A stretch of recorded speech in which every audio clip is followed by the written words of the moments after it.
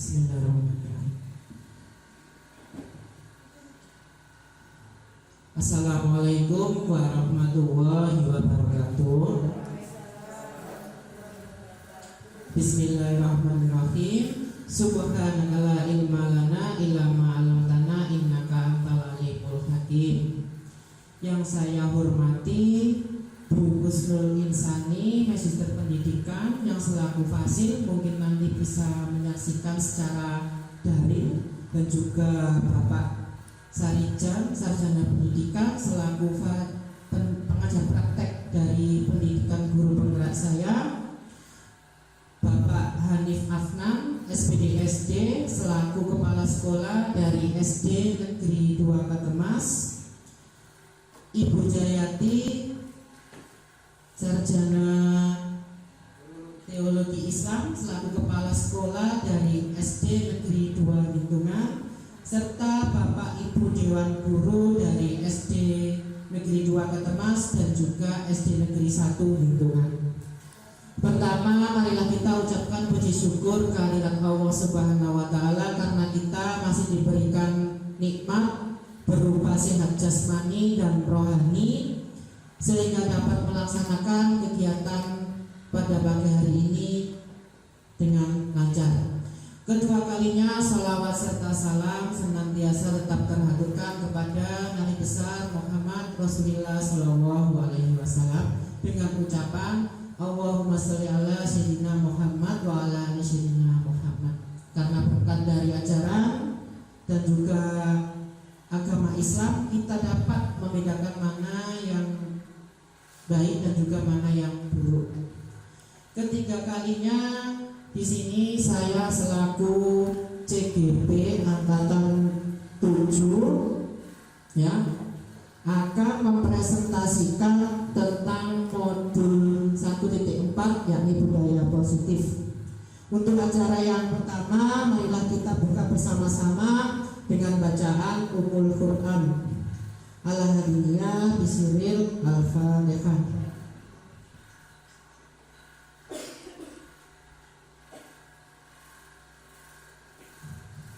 Untuk selanjutnya yakni menyanyikan lagu Indonesia Raya.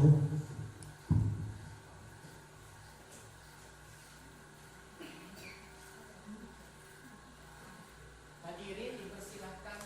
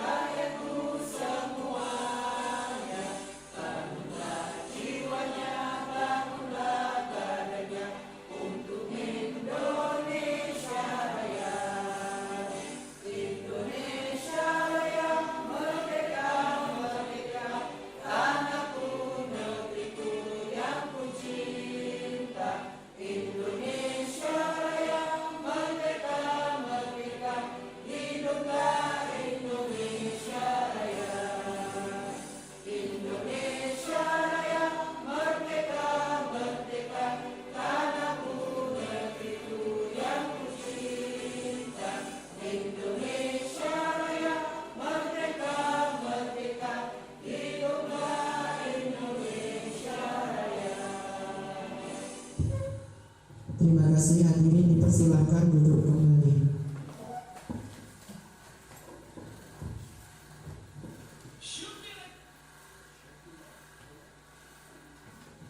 Terima kasih disampaikan. Untuk acara selanjutnya yakni acara inti presentasi tentang aksi nyata pada modul 1.4 budaya positif yang dalam kali ini saya imbaskan dan saya sosialisasikan ke rekan dekat, yakni karena kebetulan di SD Negeri 2 Ketemas Bapak Ibu gurunya kurang dari 10, sehingga saya meminta bantuan dari SD di sekitar sini, yakni SD Negeri 1 Gintungan, Kecamatan Kembang Bau, Kabupaten Lamongan.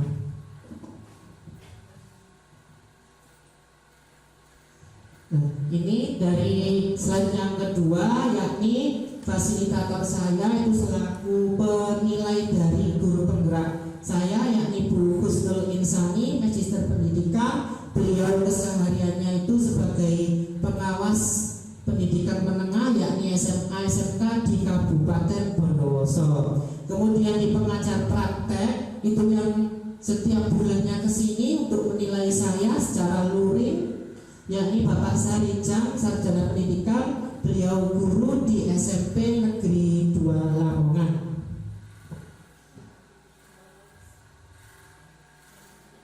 Di sini pada materi yang pertama, yakni makna kata disiplin. Dalam budaya kita, makna kata disiplin dimaknai menjadi suatu yang dilakukan seseorang pada orang lain untuk mendapatkan kepatuhan. Kita cenderung menghubungkan kata disiplin dengan ketidaknyamanan. Maksud dari kata ketidaknyamanan, biasanya kalau anak-anak dan juga kita semuanya, kalau ada kata disiplin pasti, waduh saya nanti nggak bisa bebas untuk melakukan suatu hal. Itu makna kata disiplin di situ. Padahal dalam filosofi Ki Hajar Dewantara itu bukan seperti itu. Nanti kita akan bahas bersama-sama pada slide yang selanjutnya. Ini makna kata disiplin, ya. Bapak pendidikan kita Ki Hajar Dewantara menyatakan bahwa di mana ada kemerdekaan, di situ harus ada disiplin yang kuat. Sungguh pun disiplin itu bersifat self discipline, yaitu kita sendiri mewajibkan kita dengan sekeras-kerasnya, tetapi itu sama saja. Sebab jikalau kita tidak cakap melakukan self discipline, wajiblah penguasa lain mendisiplinkan diri kita, dan peraturan demikian itu ada di dalam suasana yang merdeka. Maksudnya dari di sini adalah yang pertama, ya, disiplin itu dimulai dari diri kita sendiri dahulu, ya. Kita harus mulai dari diri kita. Kalau kita merasa kurang bagus atau kurang baik, jelas nanti dikomentari oleh yang lain. Jadi di situ wajiblah penguasa lain mendisiplinkan diri kita. Lainnya dimulai dari anak-anak.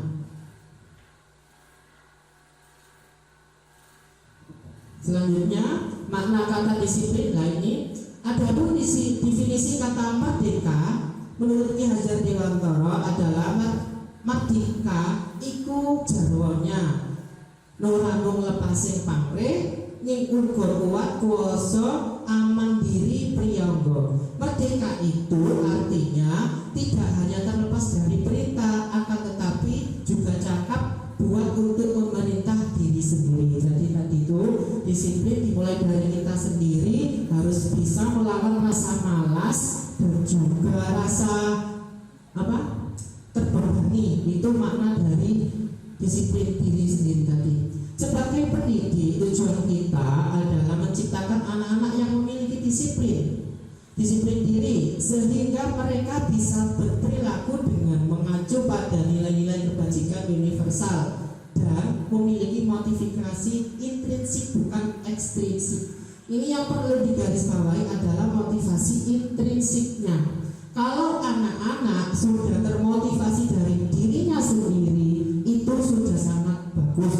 Kalau ekstrinsik, contoh, saya akan nyampur kelas supaya tidak dimarahi oleh Pak Guru, itu karena motivasinya dari ekstrinsik atau mergo ketakutan, mergo wedi, itu termasuk motivasi ekstrinsik, bukan intrinsik. Contoh kalau intrinsik, kita sambut bersama anak-anak supaya bersih dan sehat, itu intrinsiknya. Itu yang harus dimiliki oleh anak-anak.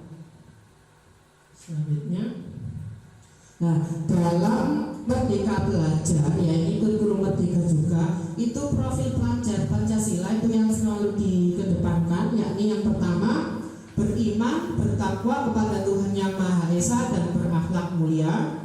Yang kedua mandiri ketika bernalar kritis. 4 berkebinekaan global. 5 bergotong royong. 6 kreatif.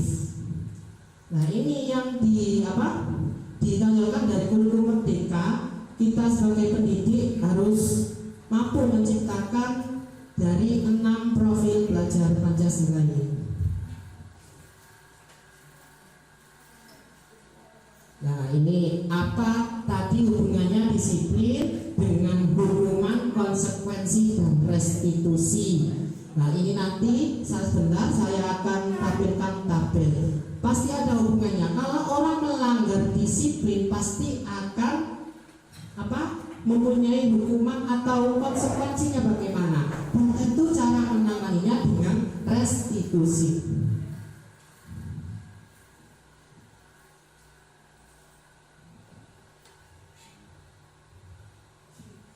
Sebentar ini dibuka lah itu.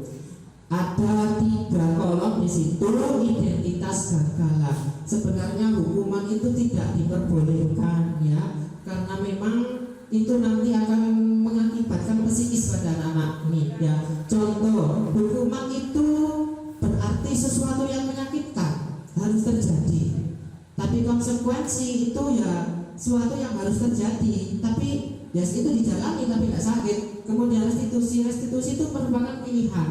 Jadi kalau ada suatu permasalahan nanti kita akan tangani dengan restitusi. Nah hukuman tidak nyaman untuk murid untuk jangka waktu panjang. Biasanya anak-anak kalau dihukum itu pasti dieling-eling sama Pak Guru dan juga Bu Gurunya. Saya biar dihukum sama Pak Guru itu pasti berjangka panjang sampai hingga anaknya dewasa. Kemudian konsekuensinya tidak nyaman untuk murid anak jangka waktu pendek. Ini kalau konsekuensi hanya terjadi pada waktu itu saja. Nah kalau restitusi ini perbedaannya menguatkan untuk murid atau anak dalam jangka waktu panjang. Nanti ada video tentang restitusi, segitiga restitusi, kita akan simak bersama-sama ya. Terus kalau hukuman itu korbannya memang mendapatkan keadilan, tapi kalau konsekuensi korbannya bisa diabaikan. Kemudian restitusi korbannya bisa mendapatkan ganti rugi. Itu bedanya hukuman, konsekuensi, dan restitusi. Kemudian di hukuman itu murid atau anak akan terasa tersakiti. Dalam konsekuensi murid atau anak dibuat tidak nyaman karena terkena konsekuensi. Restitusi murid akan mendapatkan penguatan. Nah, di dalam restitusi itu murid akan mendapatkan penguatan. Kita simak langsung ke slide selanjutnya. Nah ini dulu kita itu melihat ada itu tulisan tata tertib atau peraturan sekolah atau siswa. Di sini yang benar kalau sekarang di kurikulum Merdeka itu berubah menjadi keyakinan kelas. Nah ini mengapa keyakinan kelas, mengapa tidak peraturan kelas saja? Kita lihat. Jawablah pertanyaan-pertanyaan berikut. 1. Mengapa kita memiliki peraturan tentang penggunaan helm pada saat mengendarai kendaraan roda 2 atau motor? Kemungkinan jawabannya adalah untuk keselamatan. Yang kedua, mengapa kita memiliki peraturan tentang menggunakan masker dan mencuci tangan setiap saat? Kemungkinannya jawabannya adalah untuk kesehatan atau keselamatan. Jadi kalau kita yakin memakai, maksud dari pertanyaan itu gawe helm, pasti nanti akan selamat meskipun jatuh atau kecelakaan. Ya jangan sampai kepala tidak sampai terlalu parah lukanya. Begitu pula kita memakai masker karena kita yakin dengan memakai masker kita dapat mengurangi resiko. Contohnya penyakit flu yang kemarin juga dengan pandemi COVID itu salah satu untuk menyelamatkan kita. tidak terikat oleh aturan, tapi kita dari diri kita sendiri biar selamat dan juga sehat. Itu makanya dibuat keyakinan kelas. Selanjutnya, nah ini kita sebagai pendidik dan juga mungkin sebagai guru kelas, apalagi wali kelas, kita harus mempunyai 5 posisi kontrol dalam menangani para siswa. Berikut ini akan saya tampilkan tentang video 5 posisi kontrol. Mari Bapak Ibu kita simak bersama-sama.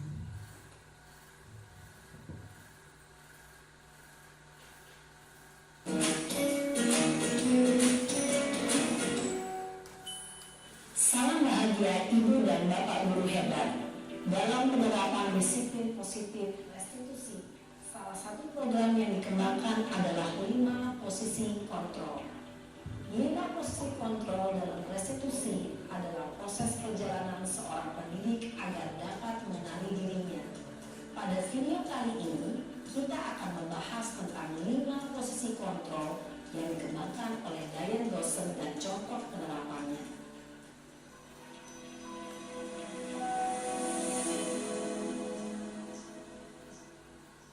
5 posisi kontrol itu adalah 1. Posisi penghukum, 2. Posisi pembuat merasa bersalah, 3. Posisi teman, 4. Posisi pemantau atau monitor, dan 5. Posisi manajer. Untuk lebih memahami kelima posisi tersebut, mari kita saksikan kasus Naren yang terlambat hadir 20 menit di sekolah dan melihat bagaimana kelima posisi kontrol dalam menghadapi masalah tersebut.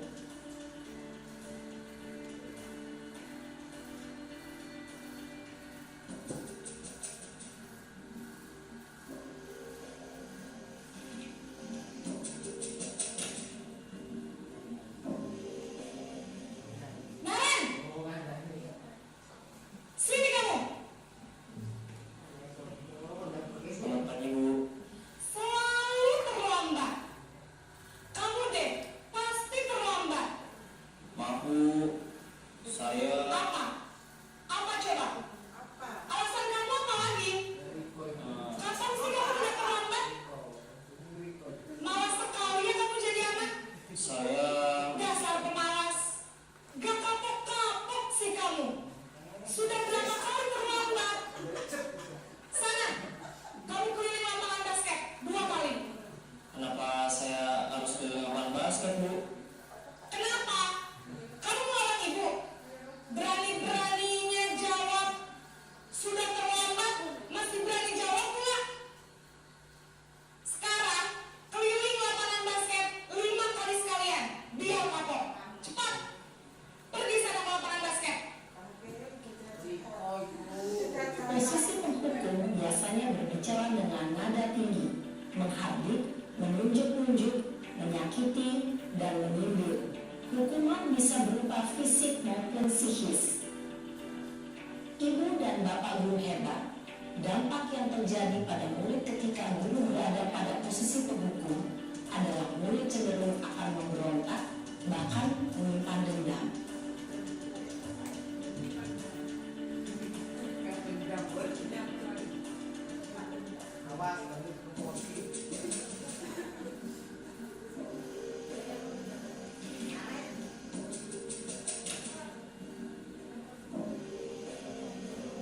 Naren!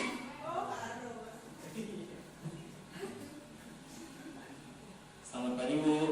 Naren!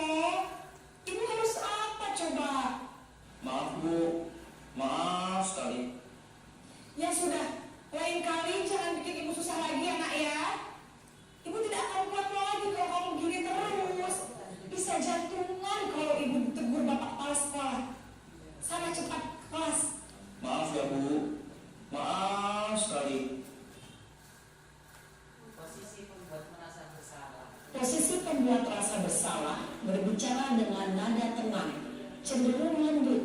Namun kata-kata yang diutarakan membuat murid merasa menjadi orang yang gagal, memandang buruk dirinya sendiri, merasa tidak berharga, dan tidak sanggup membahagiakan orang lain. Ketika guru mengambil posisi pembuat rasa bersalah, murid akan menganggap dirinya yang bersalah dan ia akan menyimpan emosi negatif tersebut di dalam dirinya.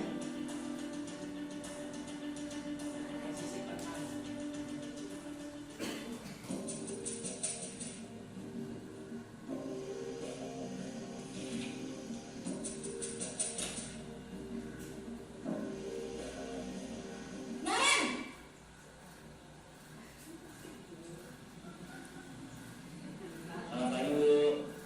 Wah, sudah jam berapa ini, Nak? Terlambat lagi ya, sayang. Iya, Bu.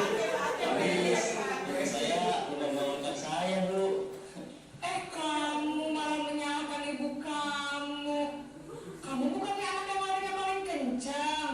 Kok terlambat sih? Iya, Bu. Saya memang terlambat bangun tadi. Jadi, biarpun saya lari kencang, tetap gak kekejar, Bu. Ya sudah sana. Nanti lain kali larinya lebih kencang lagi ya. Biar gak terlambat lagi. Bikin seneng ibu. Demi ibu. Bisa kan? Bisa, Bu. Ya sudah sana masuk kelas. Ibu beresin urusan absen kamu. Kamu ini ada-ada saja.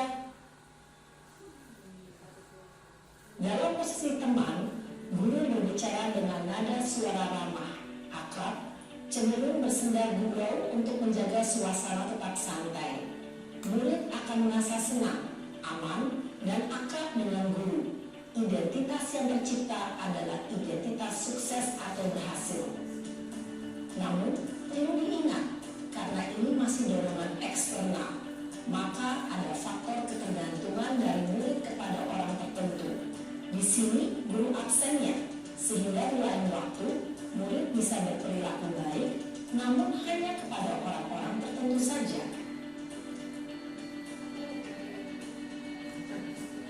Di posisi pemantau atau monitor.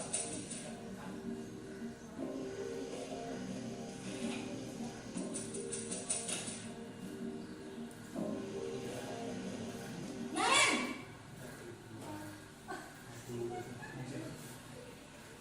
Selamat pagi, Bu. Naren, apa peraturan sekolah kita tentang jam berapa kita harus masuk sekolah, Nak? Kita harus di sekolah jam 7, Bu. Iya betul, sekarang sudah jam 7.20. Naren sudah tahu konsekuensinya jika terlambat hadir. Paham, Bu. Saya harus tinggal kelas pas jam istirahat selama 20 menit. Iya benar, konsekuensinya demikian.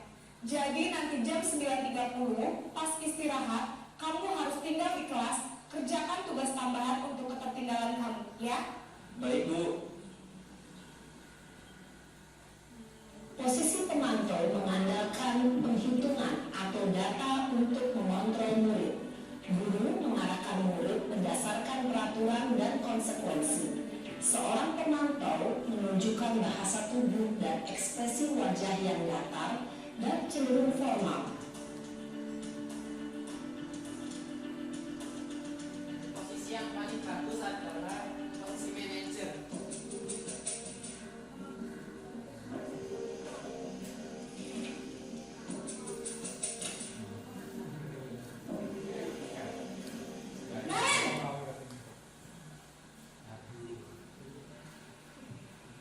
Selamat pagi, Bu. Selamat pagi, Naren. Maaf, Bu. Saya terlambat. Iya, sekolah masuknya jam 7, sekarang sudah jam 7.20. Jadi sekarang bagaimana ini, Naren? Maaf, Bu. Saya lupa alarm saya semalam. Baiklah, menurut kamu, keyakinan sekolah yang mana yang perlu kamu tingkatkan? Menghargai diri sendiri dan orang lain mungkin, ya, Bu. Setuju. Jadi, apakah Naren meyakini prinsip saling menghormati tersebut? Iya, Bu. Saya meyakininya. Apakah Naren bersedia memperbaiki masalah keterlambatan ini? Bersedia, Bu. Bagaimana kamu akan perbaiki masalah keterlambatan ini? Saya akan coba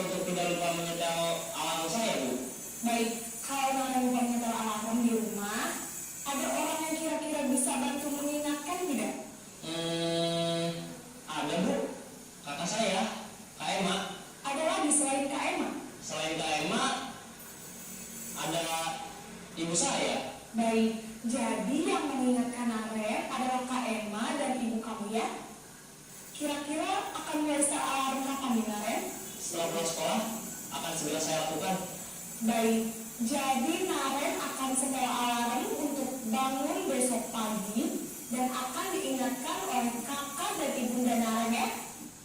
Ada lagi yang mungkin perlu dilakukan Naren agar tidak terlambat bangun lagi? Tidak ada, Bu. Baik Naren, terima kasih untuk kerjasama kamu. Sekarang kamu perlu kembali ke kelas untuk belajar. Baik, Bu. Terima kasih. Posisi manajer adalah posisi kontrol yang disarankan untuk membimbing murid memiliki sikap disiplin yang positif, yaitu murid yang mandiri, bertanggung jawab, dan dapat memecahkan masalah. Tujuan dari posisi ini adalah agar murid dapat berefleksi atas tindakannya.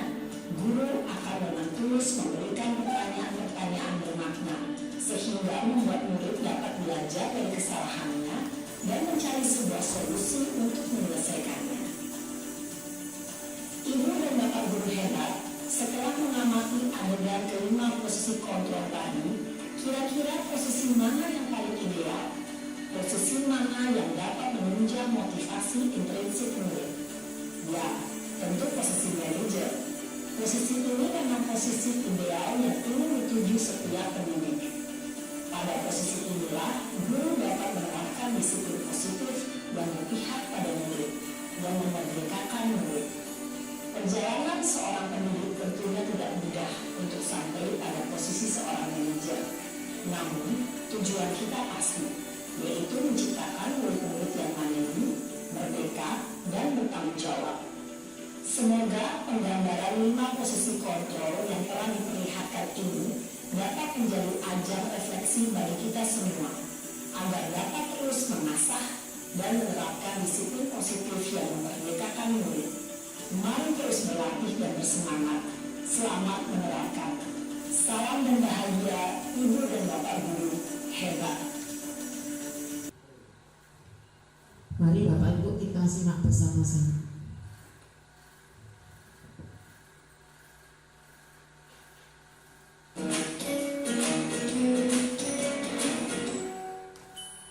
Salam bahagia Ibu dan Bapak Guru hebat.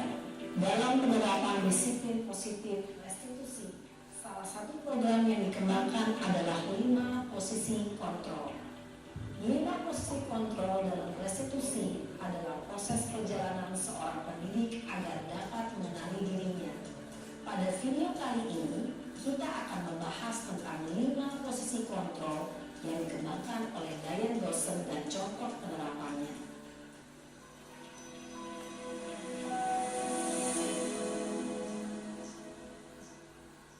Lima posisi kontrol itu adalah 1. Posisi penghukum, 2. Posisi pembuat merasa bersalah, 3. Posisi teman, 4. Posisi pemantau atau monitor, dan 5. Posisi manajer. Untuk lebih memahami kelima posisi tersebut, mari kita saksikan kasus Naren yang terlambat hadir 20 menit di sekolah dan melihat bagaimana kelima posisi kontrol dalam menghadapi masalah tersebut.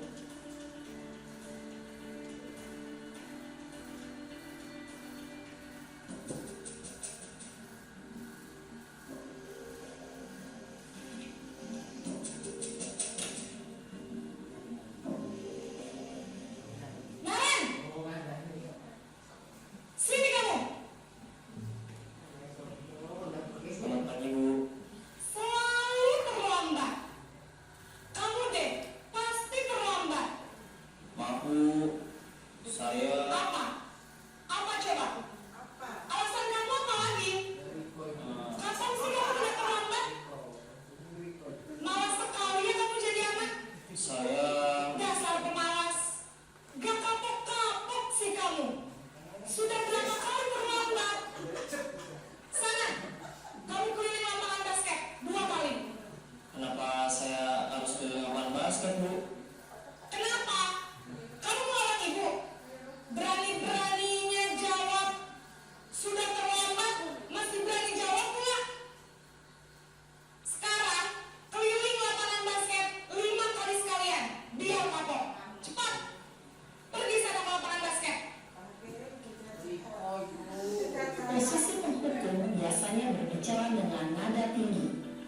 adik, menunjuk-nunjuk, menyakiti, dan menyindir. Hukuman bisa berupa fisik maupun psikis. Ibu dan bapak guru hebat, dampak yang terjadi pada murid ketika guru berada pada posisi penghukum adalah murid cenderung akan memberontak, bahkan menyimpan dendam.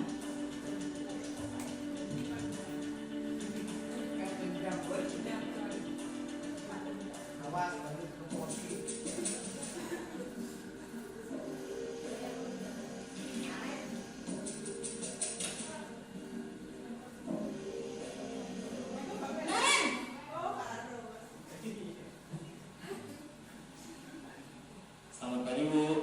Naren, kamu kenapa terlambat lagi, Nak? Ya Tuhan, Naren. Kamu senang ya bikin ibu susah ya? Kalau kamu terlambat lagi, nanti ibu yang ditegur bapak kepala sekolah, Nak. Disangka ibu tidak bisa membina kamu. Duh, gimana ini? Maaf, Bu. Duh, Gusti Naren. Kamu suka ya kalau ibu ditegur bapak kepala sekolah? Terus, sekarang ibu harus tulis apa ini di buku absen? Ini kamu sudah sering terlambat loh. Ibu harus apa coba? Maaf, Bu. Maaf sekali. Ya sudah, lain kali jangan bikin ibu susah lagi ya nak ya. Ibu tidak akan kuat lagi kalau kamu gini terus. Bisa jantungan kalau ibu ditegur bapak kepala sekolah. Sana cepat ke kelas. Maaf ya, Bu. Maaf sekali. Posisi pembuat merasa bersalah. Posisi pembuat rasa bersalah berbicara dengan nada tenang, cenderung lembut. Namun kata-kata yang diutarakan membuat murid merasa menjadi orang yang gagal, memandang buruk dirinya sendiri, merasa tidak berharga, dan tidak sanggup membahagiakan orang lain. Ketika guru mengambil posisi pembuat rasa bersalah, murid akan menganggap dirinya yang bersalah dan ia akan menyimpan emosi negatif tersebut di dalam dirinya. Posisi teman.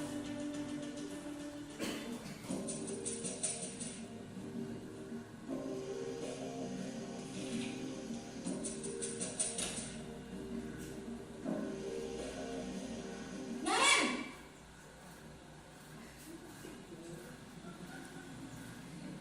Selamat pagi, Bu. Wah, sudah jam berapa ini nak? Terlambat lagi ya sayang. Iya, Bu. Tapi saya lupa bangunkan saya, Bu. Kamu malah menyalahkan ibu kamu. Kamu bukannya anak yang larinya paling kencang. Kok terlambat sih? Iya, Bu. Saya memang terlambat bangun tadi. Jadi, biarpun saya lari kencang, tetap gak kekejar, Bu. Ya sudah sana. Nanti lain kali larinya lebih kencang lagi ya. Biar gak terlambat lagi. Bikin seneng ibu. Demi ibu. Bisa kan? Bisa, Bu. Ya sudah sana masuk kelas. Ibu beresin urusan absen kamu. Kamu ini ada-ada saja.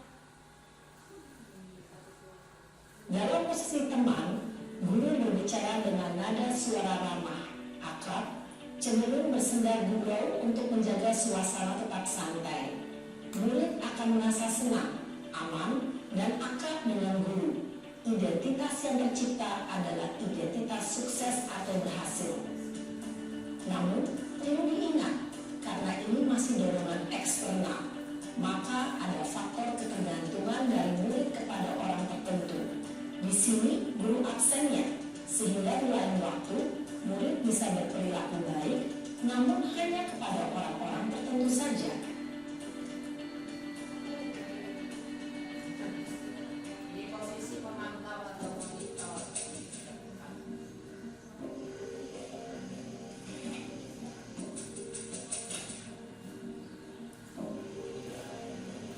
Naren!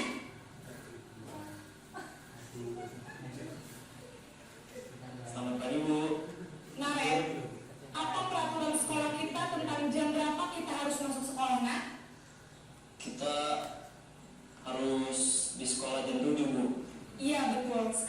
sudah jam 7.20. Naren sudah tahu konsekuensinya jika terlambat hadir.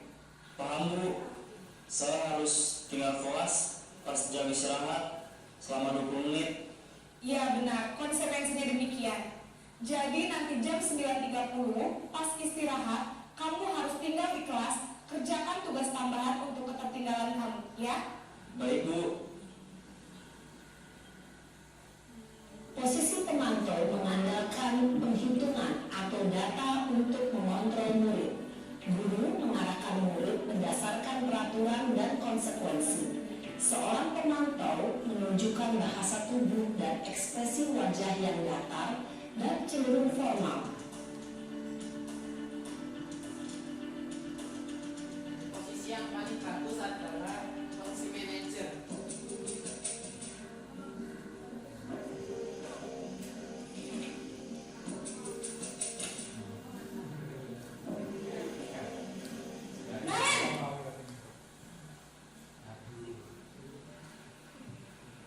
Selamat pagi Bu. Selamat pagi Naren. Maaf Bu, saya terlambat. Iya, sekolah masuknya jam 7, sekarang sudah jam 7.20. Jadi sekarang bagaimana ini Naren? Maaf Bu, saya lupa setel alarm saya semalam. Baiklah, menurut kamu, keyakinan sekolah yang mana yang perlu kamu tingkatkan? Menghargai diri sendiri dan orang lain mungkin ya Bu. Setuju. Jadi, apakah Naren meyakini prinsip saling menghormati tersebut? Iya Bu, saya meyakininya. Apakah Naren bersedia memperbaiki masalah keterlambatan ini? Bersedia Bu. Bagaimana kamu akan perbaiki masalah keterlambatan ini? Saya akan coba untuk tidak lupa menyetel alarm saya Bu. Baik, kalau Naren lupa menyetel alarm di rumah, ada orang yang kira-kira bisa bantu mengingatkan tidak? Ada Bu, kakak saya, Kak Emma. Ada lagi selain Kak Emma? Selain Kak Emma, ada ibu saya. Baik, jadi yang mengingatkan Naren adalah Kak Emma dan ibu kamu ya? Kira-kira akan mulai setel alarm kapan nih Naren? Setelah pulang sekolah, akan segera saya lakukan. Baik, jadi Naren akan setel alarm untuk bangun besok pagi dan akan diingatkan oleh kakak dan ibunda Naren ya. Ada lagi yang mungkin perlu dilakukan Naren agar tidak terlambat bangun lagi? Tidak ada Bu. Baik Naren, terima kasih untuk kerjasama kamu. Sekarang kamu perlu kembali ke kelas untuk belajar. Baik Bu, terima kasih. Posisi manajer adalah posisi kontrol yang disarankan untuk membimbing murid memiliki sikap disiplin yang positif, yaitu murid yang mandiri, bertanggung jawab, dan dapat memecahkan masalah. Tujuan dari posisi ini adalah agar murid dapat berefleksi atas tindakannya. Guru akan dengan tulus memberikan pertanyaan-pertanyaan bermakna, sehingga membuat murid dapat belajar dari kesalahannya dan mencari sebuah solusi untuk menyelesaikannya. Ibu dan bapak guru hebat, setelah mengamati adegan kelima posisi kontrol tadi, kira-kira posisi mana yang paling ideal? Posisi mana yang dapat menunjang motivasi intrinsik murid? Ya, tentu posisi manajer. Posisi ini memang posisi ideal yang ingin dituju setiap pendidik. Pada posisi inilah, guru dapat menerapkan disiplin positif dan berpihak pada murid dan memerdekakan murid. Perjalanan seorang pendidik tentunya tidak mudah untuk sampai pada posisi seorang manajer. Namun, tujuan kita pasti, yaitu menciptakan murid-murid yang mandiri, merdeka, dan bertanggung jawab. Semoga penggambaran 5 posisi kontrol yang telah diperlihatkan ini dapat menjadi ajar refleksi bagi kita semua, agar dapat terus mengasah dan menerapkan disiplin positif yang memerdekakan murid. Mari terus berlatih dan bersemangat. Selamat menerapkan. Salam dan bahagia, Ibu dan Bapak Guru hebat.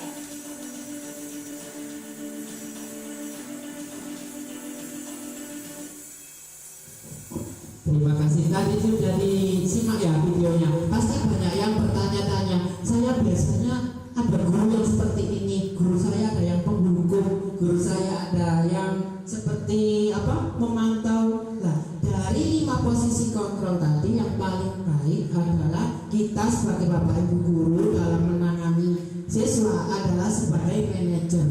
Nah tentu banyak sekali tantangan-tantangannya dan juga hambatan-hambatannya. Mungkin kita selalu di guru SD itu tidak terlalu banyak tantangannya. Nah itu apalagi kalau di guru SMA atau SMK pasti banyak sekali, dan murid diperlakukan sebagai manajer itu biasanya tidak semuanya mau, bahkan ada yang menantang atau mungkin muridnya itu membangkang, dibilangi malah tak mau nilainya. Nah, kita sebagai pendidik tadi poin utamanya adalah mendidik murid supaya menjadi orang yang mandiri, bertanggung jawab, dan juga berkarakter serta mampu memiliki akhlak yang bagus, intinya di situ berprofil pelajar Pancasila. Kita ke slide selanjutnya. Nah ini dalam penanganan kasus kita sebagai guru sering memanggil pada ada permasalahan anak, entah itu berantem dengan temannya atau mungkin mencontek atau mungkin memarahi adik-adik kelasnya. Kita bisa terapkan dengan proses segitiga restitusi. Sebelum kita lanjut ke materi segitiga restitusi, silahkan menyimak video berikut ini lagi tentang penerapan segitiga restitusi.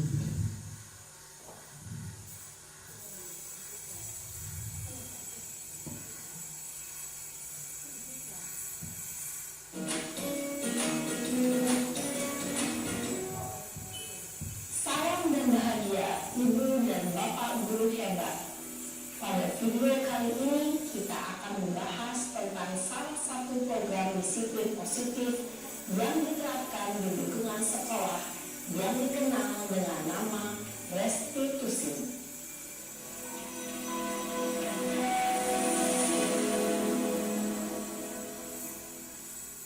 Restitusi dikembangkan oleh pakar pendidikan Diane Boston berlandaskan pada teori kontrol Dr. William Gleason.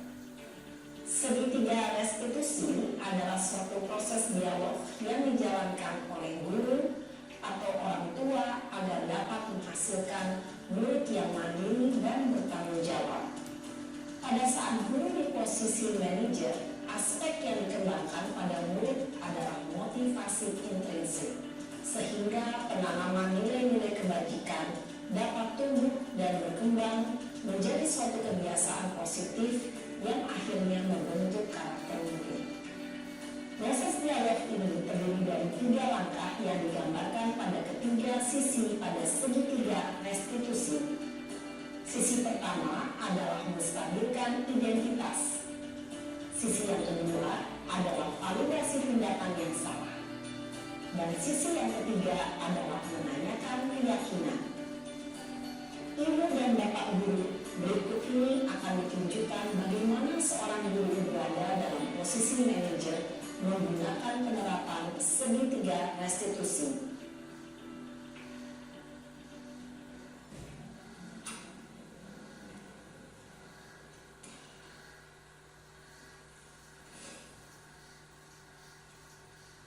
Siang Sarah. Siang Pak. Sudah lama nggak ketemu Sarah? Kenapa hari ini ada di sini? Kesel Pak, saya banget. Masa aku dikatain tukang fitnah Pak? Ya aku marah lah. Aku dari kata-kata di depan kelas. Saya banget. Oh begitu. Ya pasti kamu marah dan kesal. Bapak juga akan marah apabila ada yang menuduh Bapak seperti itu. Kemudian pada saat itu kamu mau melakukan apa? Ya saya langsung ngatain mereka lah Pak. Saya banget. Saya bentak-bentak dia depan teman-teman lain. Oh begitu. Pasti kamu melakukan seperti itu karena suatu alasan tertentu, bukan?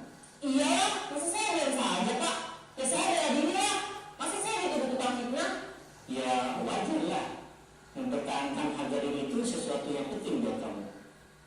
Beruntung kamu tidak bertindak lebih gegabah lagi, hanya membentak-bentak. Iya Pak. Untung saya masih bersabar dan hanya membentak saja. Sudah gemes padahal, saya pasti bela diri lah. Ya pasti ya. Tapi kamu memilih untuk tetap bertahan dan bersabar. kamu memilih untuk tidak berbuat lebih parah lagi, bukan? Iya. Nah, sekarang coba kita lihat lagi tindakan kamu yang bentak-bentak Eka di kelas. Tindakan kamu itu kira-kira sesuai dengan keyakinan kelas atau musuh kamu tidak? Enggak lah, Pak. Capek, Pak, jadi pemarah. Jadi keyakinan atau prinsip mana yang kurang sesuai dengan keinginan kamu? Ya, saya sebenarnya sangat menghargai orang lain. Mungkin saat itu saya menjadi emosi, jadi tidak menunjukkan sikap itu. Kamu meyakini tidak menghargai orang lain itu penting buat kamu? Yakin lah, Pak. Iya, setuju. Kita harus saling menghargai. Namun ada juga keyakinan yang kita sepakati yang perlu kita jalankan apabila kita sedang marah, bukan? Ya, saya bisa lebih proaktif, mulai dengan diri sendiri. Saya bisa jadi lebih bersabar, mengambil waktu jeda untuk berpikir mau apa selanjutnya. Kira-kira kamu bersedia memperbaiki masalah ini tidak? Bersedia, Pak. Kalau kamu memperbaiki masalah ini, kamu akan menjadi orang seperti apa? Saya akan menjadi orang yang bertanggung jawab kali ya, Pak. Dan senantiasa proaktif. Iya, menurut kamu bagaimana rasanya menjadi orang seperti itu? Ya nyaman lah, bangga bisa bersabar dan menahan diri. Baiklah kalau begitu. Yuk kita pikirkan bagaimana memperbaiki masalah ini.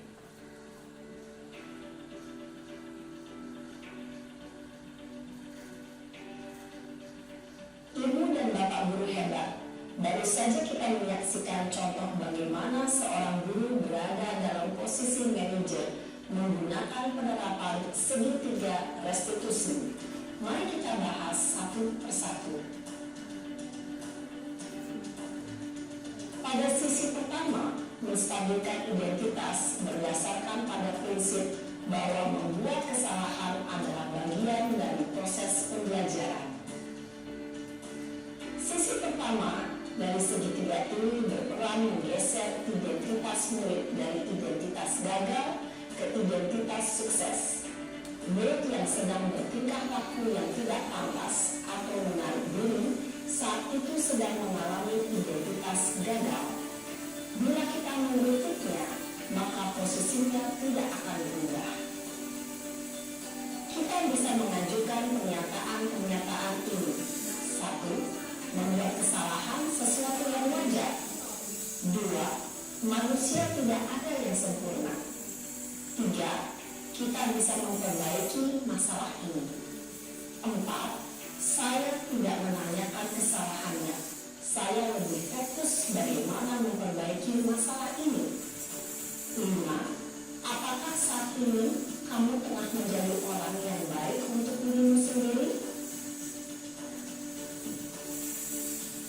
Pada sisi kedua, validasi tindakan yang salah berlandaskan pada prinsip bahwa setiap perilaku berupaya memenuhi suatu kebutuhan tertentu.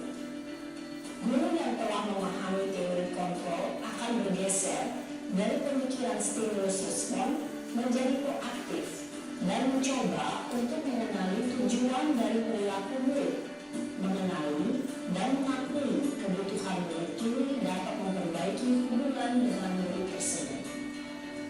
Pernyataan atau pertanyaan bisa disampaikan dengan nada suara tidak menghakimi atau memojokkan, sehingga dapat mengembalikan murid pada posisi positif. 1. Kamu bisa saja bertindak lebih gegabah lagi dari ini. 2. Kamu bukan melakukannya tanpa suatu alasan tertentu. 3. Kamu melakukannya karena mempertahankan sesuatu yang penting bagimu. 4. Mungkin kamu bisa mempelajari suatu perilaku baru yang lebih efektif. Bersediakah kamu mempelajarinya? Selanjutnya, kita akan simak sisi terakhir, yaitu menanyakan keyakinan. Teori kontrol menyatakan bahwa pada dasarnya kita termotivasi secara intrinsik. Pada saat perilaku yang salah telah divalidasi dan identitas sukses telah stabil, maka murid telah siap menaikkan keyakinan-keyakinannya dengan tindakannya yang salah, dan pemikirannya telah bergeser ingin menjadi orang yang dituju. Pertanyaan pertanyaan ini dapat memainkan keyakinan-keyakinan yang dianut. 1. Sebagai keluarga atau kelas, apa yang kita yakini? 2. Nilai-nilai apa yang telah kita sepakati? 3.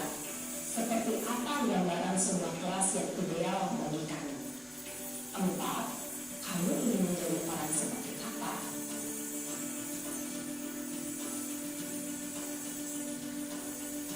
Dalam menerapkan segitiga restitusi, perlu diperhatikan beberapa hal, yaitu 1. Perilaku yang salah perlu dikaitkan dengan nilai-nilai atau keyakinan-keyakinan yang telah disepakati atau dituju. 2. Kesediaan orang yang melakukan kesalahan untuk memperbaiki masalah. 3. Pemecahan masalah sebisa mungkin relevan atau memiliki hubungan dengan masalah yang ada. 4. Usaha. Perlu adanya suatu usaha perbaikan dari pihak yang berbuat kesalahan. 5. Waktu. Perlu didedikasikan waktu dari pihak yang berbuat kesalahan. Tanyakan kapan akan mulai diberlakukan usaha untuk memperbaiki masalah. Dengan memahami struktur penerapan segitiga restitusi, diharapkan guru dapat menerapkan posisinya sebagai manajer dengan mengajukan pertanyaan-pertanyaan bermakna yang dapat membuat murid menjadi dipercaya diri, bertanggung jawab, dan mandiri. Nah, Ibu Bapak Guru perlu tidaknya mengikuti ketiga tahapan dalam segitiga restitusi bergantung pada ringan beratnya suatu permasalahan. Misalnya, bila permasalahan tersebut ringan, maka tidak perlu dijalankan secara berurutan. Bahkan bisa semudah menanyakan apa keyakinan yang kita sepakati. Dengan menjalankan segitiga restitusi, dengan mengajukan pertanyaan-pertanyaan bermakna, diharapkan murid menjadi lebih kuat secara pribadi, dapat membuka wawasan murid agar dapat menyelesaikan permasalahannya sendiri, semakin percaya diri, mandiri, dan merdeka. Salam dan bahagia, Ibu Bapak Guru hebat.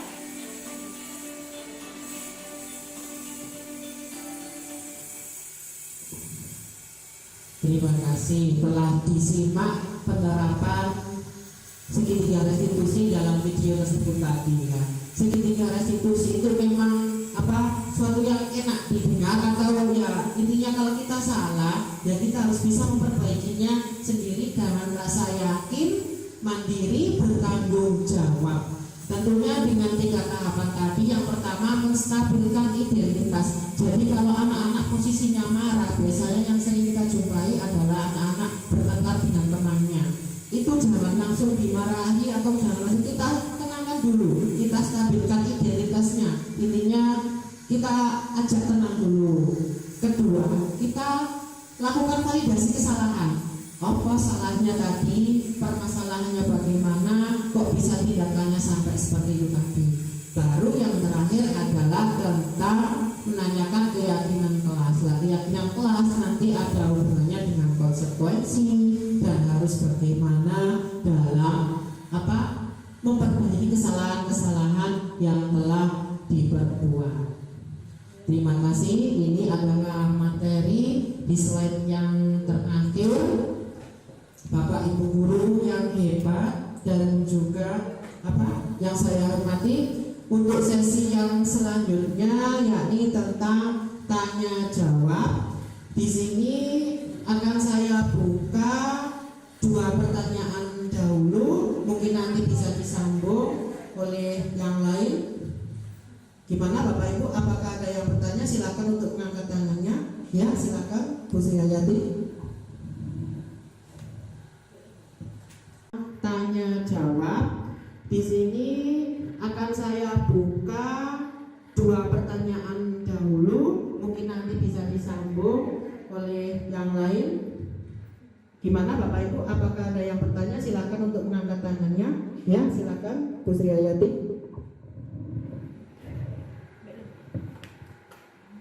Selamat siang. Saya mau bertanya kepada Bapak Sipin, bagaimana prosedur pembentukan keyakinan kelas dan bagaimana contohnya? Terima kasih. Terima kasih atas pertanyaannya ya, tentang bagaimana prosedur pembentukan keyakinan kelas dan contohnya. Untuk pertanyaan yang kedua, silakan. Oh ya, silakan Bu Mary. Saya mau bertanya, bagaimana hubungan guru penggerak, profil pelajar Pancasila, dan Merdeka Mengajar? Terima kasih.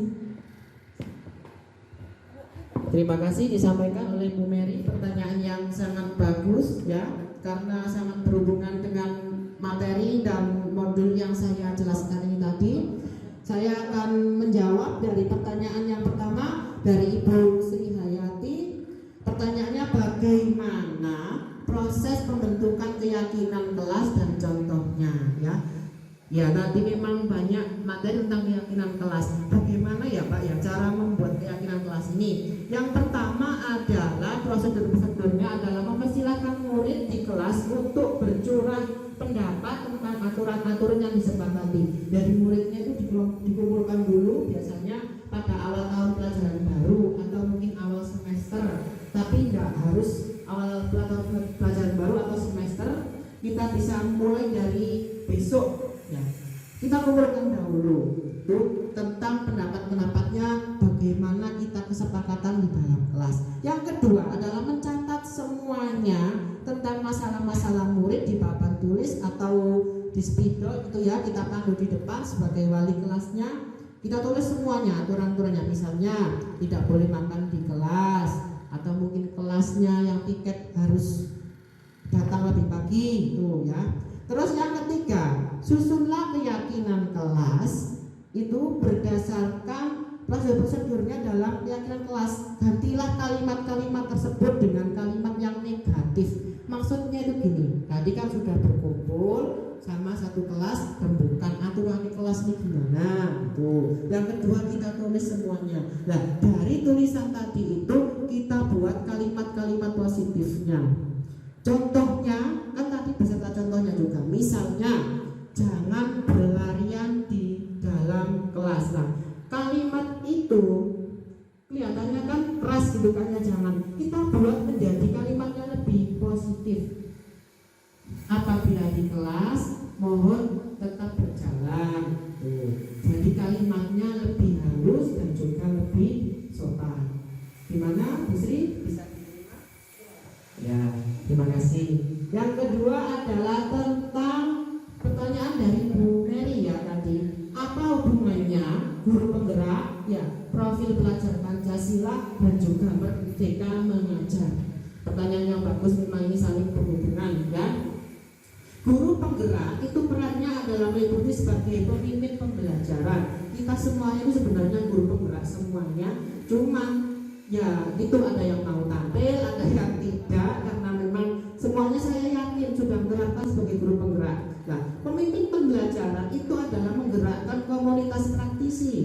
Komunitas praktisi di dalam pembelajaran, menjadi coach dari guru lain, mendorong kolaborasi antar guru, mewujudkan kepemimpinan murid, dan salah satu tugasnya adalah mewujudkan profil pelajar Pancasila dengan peran-peran yang seharusnya guru penggerak mampu mensukseskan program Merdekanya Belajar dengan profil pelajar Pancasila. Jadi hubungannya guru penggerak itu intinya saling sharing, saling memberikan pengalaman dan juga ilmunya untuk membuat muridnya itu mampu menjadi profil pelajar Pancasila. Jadi hubungannya di situ tadi, saling berhubungan. Gimana, Bu Mary? Apa ada pertanyaan lagi? Saya buka satu pertanyaan mungkin dari penjelasan. Oh iya, silakan, ini Bu Nurul Hidayati. Tadi sudah dijelaskan oleh Pak Sipit tentang komunitas praktisi. Tetapi saya masih belum paham tentang apa itu komunitas praktisi. Terima kasih. Assalamualaikum warahmatullahi wabarakatuh. Waalaikumsalam warahmatullahi wabarakatuh. Terima kasih. Tadi sudah dijelaskan tentang hubungannya tentang guru penggerak, profil pelajar Pancasila dan Merdeka Belajar. Nah, di situ ada komunitas praktisi guru penggerak kan terdapat di situ. Nah, Pertanyaan yang bagus juga, apa sih komunitas praktisi itu? Ya, komunitas praktisi itu adalah strategi pelengkap ya bagi pengembangan profesi yang berkelanjutan. Komunitas praktisi itu merupakan ya suatu kumpulan yang dapat diterapkan untuk perbaikan dan juga saling berkelanjutan. Biasanya sini tuh misalnya ada komunitas praktisi dari gugus itu, contoh gugus itu termasuk juga dalam komunitas praktisi. Nanti ada kegiatan penilaian kinerja berkelanjutan diklat yang setiap tahun ada, itu contohnya ya gugus. Ada lagi kita mungkin biasanya yang tahu adalah K3S ya. K3S itu di situ semuanya yang namanya komunitas praktisi tapi dinamakan gugus gitu. Gimana menurut? Ya sudah. Terima kasih ya, ini sudah saya buka 2 pertanyaan ditambah tadi 1 pertanyaan lagi. Untuk yang terakhir yakni ini, terima kasih, salam dan bahagia. Terima kasih atas dukungannya buat teman-teman semua. Untuk acara yang terakhir tadi sudah tanya jawab juga. Kita tutup acara seminar atau sosialisasi pada pagi hari ini dengan bacaan hamdalah secara bersama-sama. Alhamdulillah. Terima kasih disampaikan ya. Di sini saya selaku CGP Angkatan 7 mohon doanya karena ini masih perjalanannya juga panjang. Karena ada 3 modul, mungkin besok di modul 2 dan modul 3 saya memerlukan bantuan lagi. Saya meminta bantuannya untuk kegiatan mungkin yang serupa atau di lain materi. Terima kasih. Selamat siang. Saya mau bertanya kepada Bapak Sipit, bagaimana prosedur pembentukan keyakinan kelas dan bagaimana contohnya? Terima kasih. Terima kasih atas pertanyaannya ya tentang bagaimana prosedur pembentukan keyakinan kelas dan contohnya. Untuk pertanyaan yang kedua, silakan. Ya, silakan Bu Mary. Saya mau bertanya bagaimana hubungan guru penggerak, profil pelajar Pancasila dan Merdeka Mengajar. Terima kasih. Terima kasih disampaikan oleh Bu Mary, pertanyaan yang sangat bagus ya karena sangat berhubungan dengan materi dan modul yang saya jelaskan ini tadi. Saya akan menjawab dari pertanyaan yang pertama dari Ibu Sri Hayati. Pertanyaannya bagaimana proses pembentukan keyakinan kelas dan contohnya ya. Ya tadi memang banyak materi tentang keyakinan kelas. Bagaimana ya Pak ya cara membuat keyakinan kelas ini? Yang pertama adalah prosedurnya adalah mempersilahkan murid di kelas untuk bercurah pendapat tentang aturan-aturan yang disepakati. Dari muridnya itu dikumpulkan dulu biasanya pada awal tahun pelajaran baru atau mungkin awal semester. Tapi tidak harus awal pelajaran baru atau semester. Kita bisa mulai dari besok ya. Kita kumpulkan dahulu itu tentang pendapat-pendapatnya, bagaimana kita kesepakatan di dalam kelas. Yang kedua adalah mencatat semuanya tentang masalah-masalah murid di papan tulis atau di spidol itu ya, kita pandu di depan sebagai wali kelasnya. Kita tulis semuanya aturan-aturannya, misalnya tidak boleh makan di kelas atau mungkin kelasnya yang piket harus datang lebih pagi itu ya. Terus yang ketiga, susunlah keyakinan kelas itu berdasarkan prosedurnya dalam keyakinan kelas. Gantilah kalimat-kalimat tersebut dengan kalimat yang negatif. Maksudnya itu gini, nanti kan sudah berkumpul sama satu kelas, rembukan aturan kelas ini gimana tuh. Yang kedua kita tulis semuanya. Nah dari tulisan tadi itu kita buat kalimat-kalimat positifnya. Contohnya, kan tadi beserta contohnya juga. Misalnya, jangan berlarian di dalam kelas. Nah, kalimat itu kelihatannya kan keras gitu kan ya, jangan. Kita buat menjadi kalimatnya lebih positif. Apabila di kelas, mohon tetap berjalan. Jadi kalimatnya lebih halus dan juga lebih sopan. Gimana, Bu Sri? Bisa diterima? Ya, terima kasih. Yang kedua adalah tentang pertanyaan dari Bu Mary ya tadi. Apa hubungannya guru penggerak, ya, profil pelajar Pancasila dan juga Merdeka Mengajar? Pertanyaan yang bagus, memang ini saling berhubungan ya. Guru penggerak itu perannya adalah meliputi sebagai pemimpin pembelajaran. Kita semuanya itu sebenarnya guru penggerak semuanya, cuma ya itu ada yang mau tampil, ada yang tidak, karena memang semuanya saya yakin sudah menerapkan sebagai guru penggerak. Nah, pemimpin pembelajaran itu adalah menggerakkan komunitas praktisi di dalam pembelajaran menjadi coach dari guru lain, mendorong kolaborasi antar guru, mewujudkan kepemimpinan murid, dan salah satu tugasnya adalah mewujudkan profil pelajar Pancasila dengan peran-peran yang seharusnya guru penggerak mampu mensukseskan program Merdekanya Belajar dengan profil pelajar Pancasila. Jadi hubungannya guru penggerak itu intinya saling sharing, saling memberikan pengalaman dan juga ilmunya untuk membuat muridnya itu mampu menjadi profil pelajar Pancasila. Jadi hubungannya di sini tadi saling berhubungan. Gimana, Bu Mary? Apa ada pertanyaan lagi? Saya buka satu pertanyaan mungkin dari penjelasan. Oh ya, silakan, ini Bu Nurul Hidayati. Tadi sudah dijelaskan oleh Pak Sibi tentang komunitas praktisi, tetapi saya masih belum paham tentang apa itu komunitas praktisi. Terima kasih. Assalamualaikum warahmatullahi wabarakatuh. Waalaikumsalam warahmatullahi wabarakatuh ya. Terima kasih, tadi sudah dijelaskan tentang hubungannya tentang guru penggerak, profil pelajar Pancasila dan Merdeka Belajar. Nah, di situ ada komunitas praktisi guru penggerak kan terdapat di situ. Nah, pertanyaannya bagus juga, apa sih komunitas praktisi itu? Ya, komunitas praktisi itu adalah strategi pelengkap ya bagi pengembangan profesi yang berkelanjutan. Komunitas praktisi itu merupakan ya suatu kumpulan yang dapat diterapkan untuk perbaikan dan juga saling berkelanjutan. Biasanya sini tuh misalnya ada komunitas praktisi dari gugus itu, contoh gugus itu termasuk juga dalam komunitas praktisi. Nanti ada kegiatan penilaian kinerja berkelanjutan diklat yang setiap tahun ada, itu contohnya ya gugus. Ada lagi kita mungkin biasanya yang tahu adalah K3S ya. K3S itu di situ semuanya yang namanya komunitas praktisi tapi dinamakan gugus gitu. Gimana menurut? Ya sudah.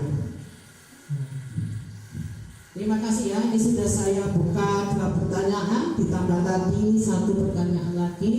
Untuk yang terakhir, yakni ini terima kasih, salam dan bahagia. Terima kasih atas dukungannya buat teman-teman semua. Untuk acara yang terakhir, tadi sudah tanya jawab juga.